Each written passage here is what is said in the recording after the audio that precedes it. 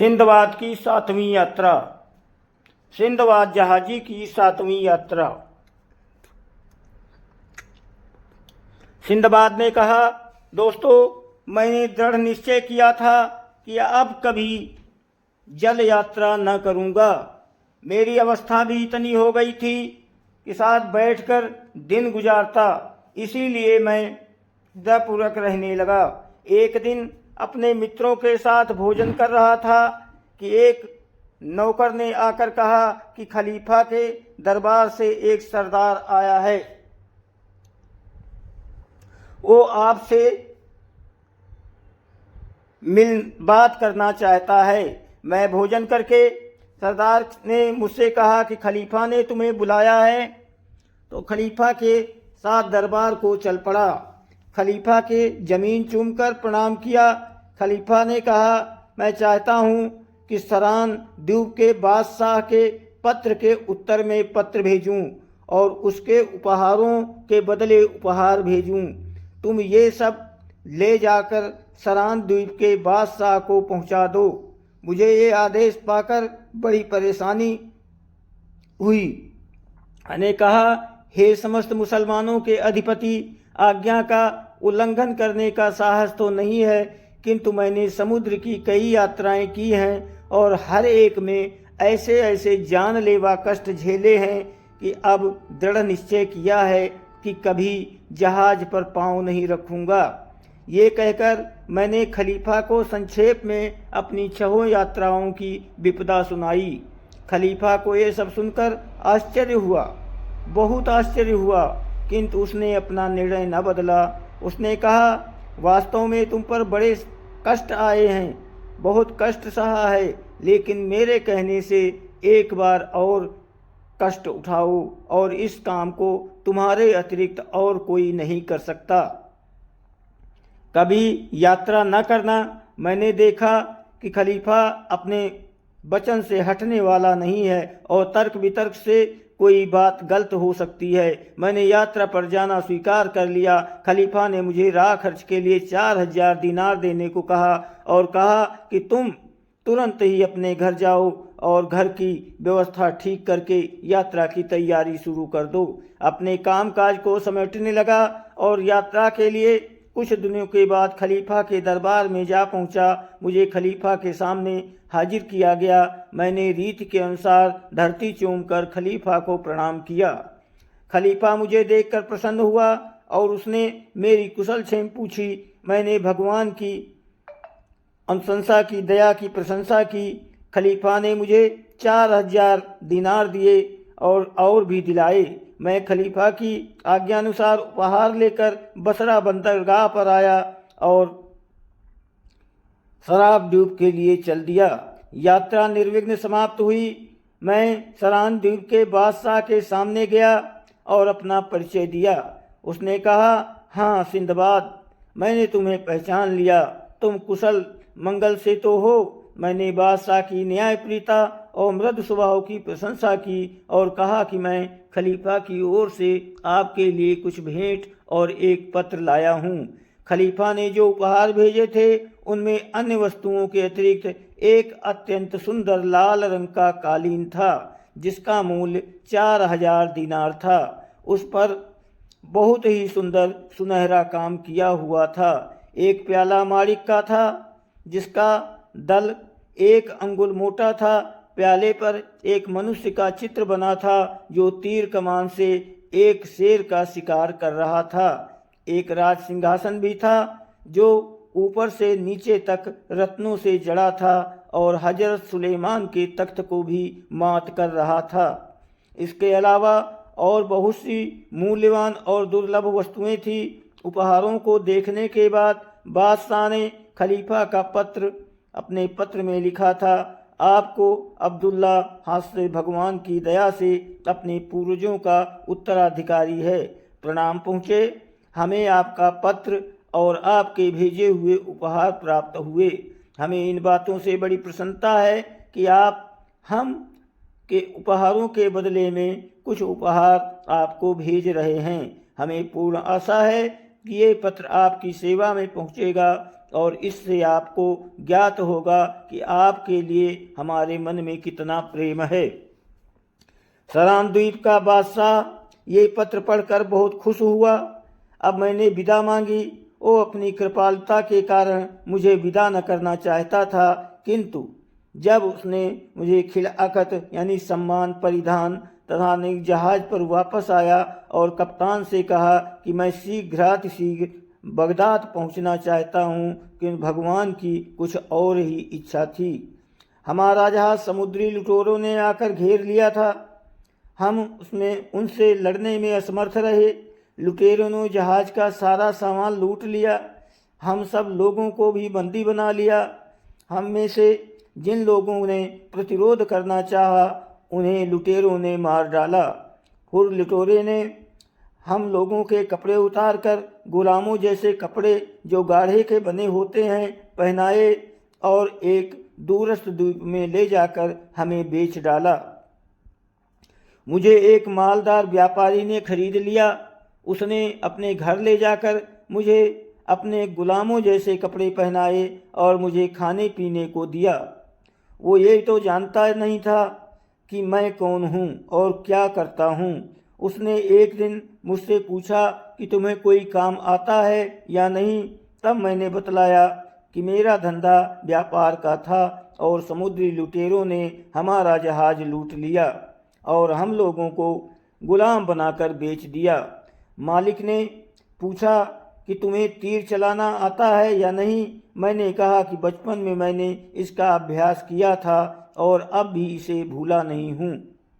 अब मालिक ने धनुष बाण देकर मुझे अपने साथ एक हाथी पर बैठाया और नगर से कई दिनों की राह पर स्थित एक बड़े वन में गया। वहाँ एक बड़ा वृक्ष दिखाकर कहा कि इस वृक्ष पर छुप कर बैठो और इधर से जो हाथी निकले तो उसे मारो। जब कोई हाथी शिकार हो जाए तो मुझे आकर बताओ। ये कहकर उसने मेरे पास कई दिनों के लिए भोजन रख दिया और स्वयं वापस शहर को चला गया। मैं वृक्ष पर चढ़ गया। रात भर प्रतीक्षा करता रहा, किंतु कोई हाथी न दिखाई दिया। दूसरे दिन सवेरे के समय वहाँ हाथियों का एक झुंड आया। मैंने कई तीर छोड़े और एक हाथी घायल होकर गिर पड़ा और अन्य हाथी भाग गए। मैं शहर में आया और अपने मालिक को बताया कि मेरे तीर से एक हाथी गिरा है। वो ये सुनकर बहुत प्रसन्न हुआ और उसने तरह तरह के स्वादिष्ट भोजन मुझे खिलाए। दूसरे दिन हम दोनों उसी जंगल में गए। मालिक के कहने पर मैंने गड्ढा खोदकर हाथी को गाड़ दिया।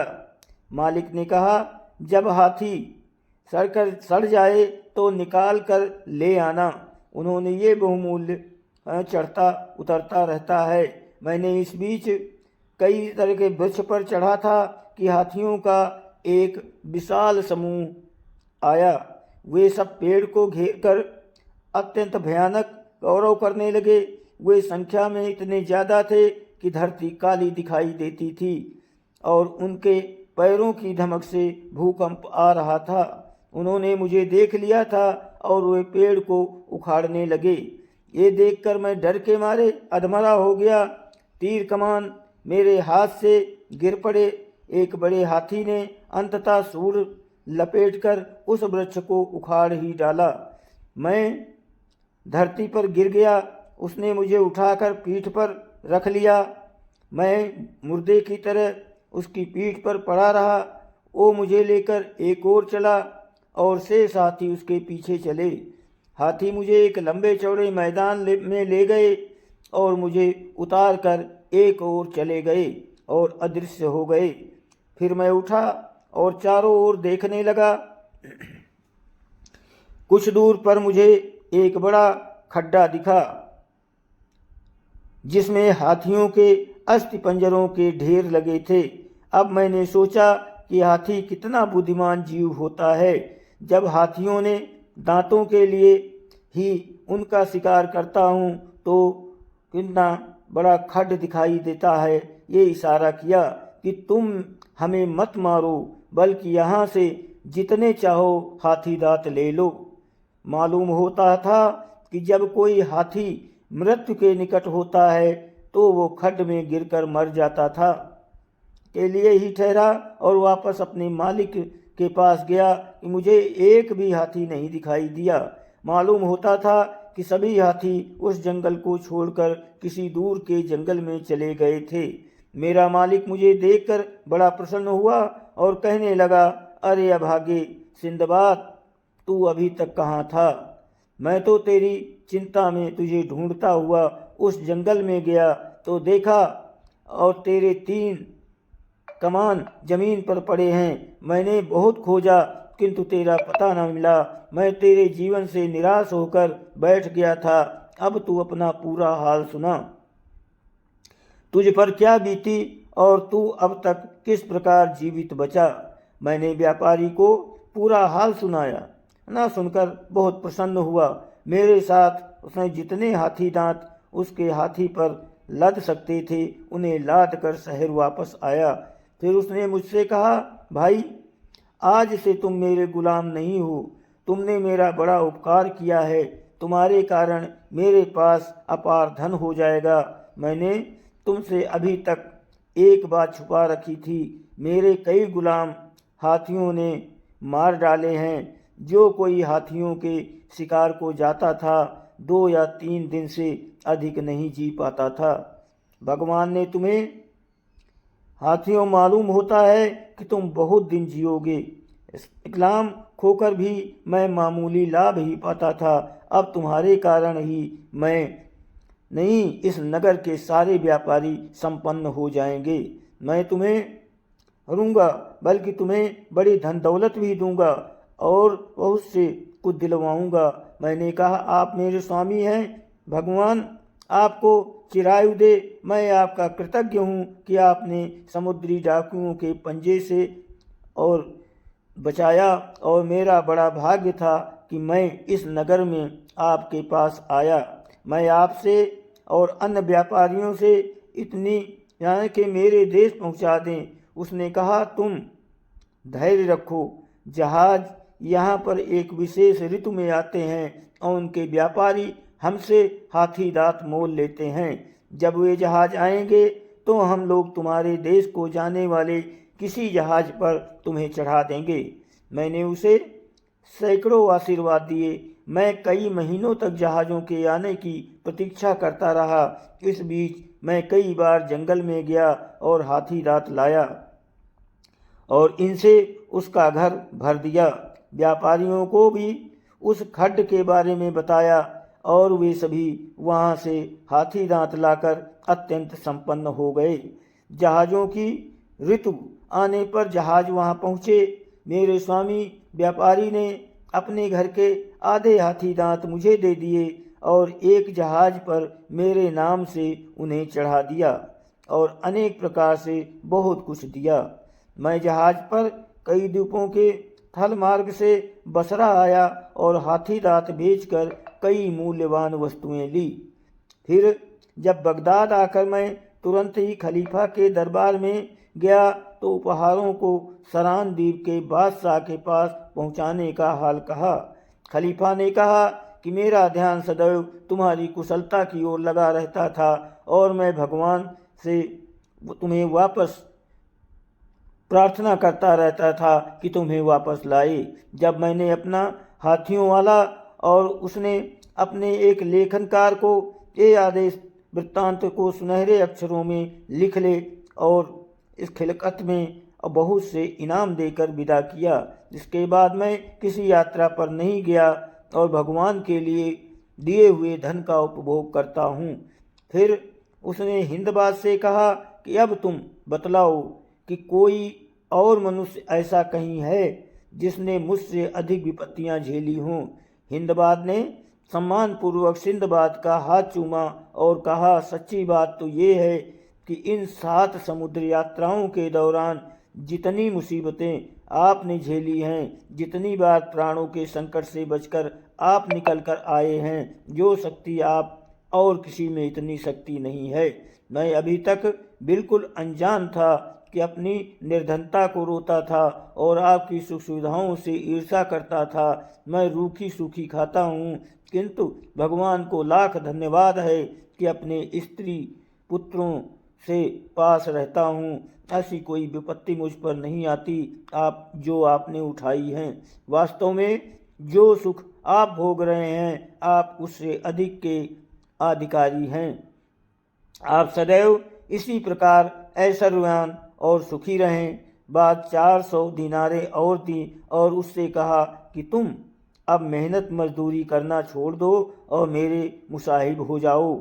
मैं सारी उम्र तुम्हारे स्त्री बच्चों का भरण पोषण करूँगा। हिंदबाद ने ऐसा ही किया और सारी आयु आनंद से बिताई। दोस्तों, वीडियो को लाइक और सब्सक्राइब ज़रूर करें, शेयर करें और कमेंट करें। आपकी बहुत मेहरबानी होगी। दोस्तों, मुझे आगे बढ़ाने के लिए शेयर करो, लाइक करो, सब्सक्राइब करो। आपकी बहुत बहुत मेहरबानी होगी और बहुत बहुत आपको धन्यवाद।